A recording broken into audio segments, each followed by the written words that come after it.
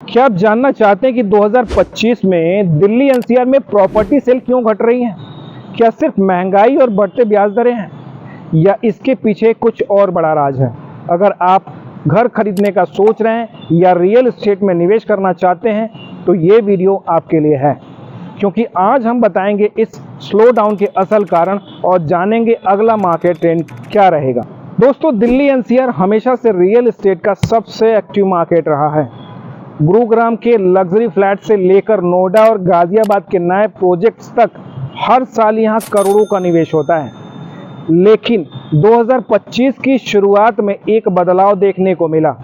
देश के टॉप 7 शहरों में क्वार्टर 2 यानी कि 2025 के दौरान घरों की बिक्री दर लगभग 20% गिर गई और करीब 96,000 यूनिट ही बिक पाए। लेकिन अच्छी खबर ये रही कि दिल्ली एनसीआर में सेल्स गिरी नहीं बल्कि बढ़ी है। यहाँ क्वार्टर 2 में साल दर साल 27% की बढ़त हुई है और पिछले क्वार्टर की तुलना में 4% ज़्यादा घर बिके हैं। महंगाई और बढ़ती कीमतों की हम बात कर लेते हैं। पिछले एक साल में घर की औसत कीमतें करीब 11% बढ़ी हैं।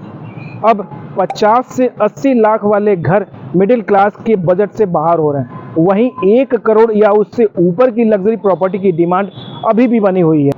ओवर सप्लाई और करेक्शन की बात कर लेते हैं। पिछले कुछ सालों में बिल्डर्स ने बहुत सारे प्रोजेक्ट्स लॉन्च कर दिए थे। क्वार्टर 1 2025 में नई सप्लाई थोड़ी कम हुई थी, लेकिन क्वार्टर 2 में गाजियाबाद और ग्रेटर नोएडा जैसे इलाकों में फिर से नए प्रोजेक्ट बढ़ गए। नतीजा ये हुआ कि बाजार में घरों की सप्लाई खरीदारों से ज़्यादा हो गई और मार्केट खुद को बैलेंस करने की कोशिश कर रहा है। ग्लोबल और इकोनॉमिक्स फैक्टर की अगर हम बात करें तो दुनिया भर में चल रहे तनाव जैसे इजराइल ईरान का विवाद का असर हमारे देश की अर्थव्यवस्था पर भी पड़ रहा है।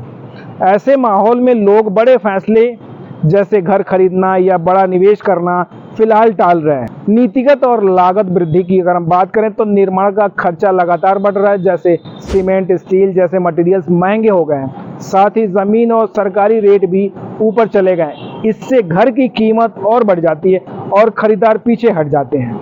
अगर हम लग्जरी सेगमेंट की बात करें तो वहीं दूसरी ओर दिल्ली एनसीआर में लग्जरी घरेलू बाजार में ज़बरदस्त उछाल आया है। H1 2025 में 5 करोड़ से अधिक कीमत वाले घरों की सेल्स 9% बढ़कर 5,168 यूनिट हुई है, जिससे 27% हिस्सा केवल दिल्ली एनसीआर का रहा है।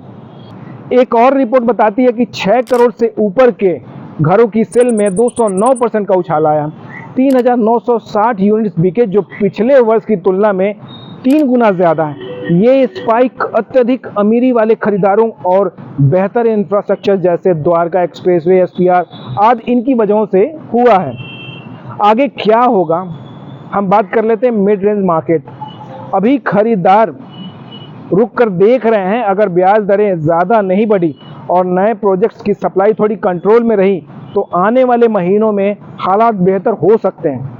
लग्जरी मार्केट की बात करें तो यहाँ कोई मंदी नहीं है। बड़े खरीदारों का भरोसा और नई सड़कें इंफ्रास्ट्रक्चर की वजह से ये मार्केट आगे भी तेजी से बढ़ता रहेगा। क्वार्टर 2 2025 की एक सर्वे रिपोर्ट बताती है कि 52% डेवलपर्स अगले 6 महीनों में बिक्री में स्थिरता या सुधार की उम्मीद कर रहे हैं। तो दोस्तों, अब सवाल ये है, क्या दिल्ली एनसीआर में प्रॉपर्टी खरीदने का अभी सही समय है या इंतज़ार करना चाहिए?